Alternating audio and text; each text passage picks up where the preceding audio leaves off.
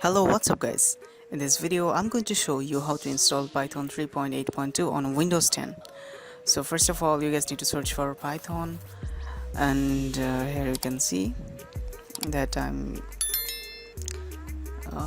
selecting download, and here you can see downloads option and all releases option. You guys need to just select this from official website of Python. Now here you can see if you are looking for a specific release, so this is what we are doing. Actually, we are looking for a specific release which is Python 3.8.2, and I'm just selecting. Okay, this is the file we are looking for. We just simply need to download. Click on download option, and here you will be able to see that this is the file, and you guys need to scroll down and look for your desired files. Okay, so here you can see there are lots of version of this. So as I am using 64-bit Windows 10, so I'm just selecting this file. Okay, it will take a couple of it will take not longer time to install.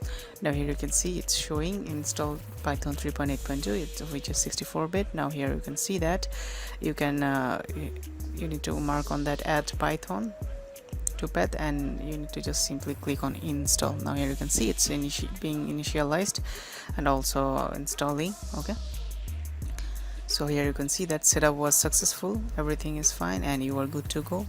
If you search for Python app, okay, here you can see this is the app. Let me just open it.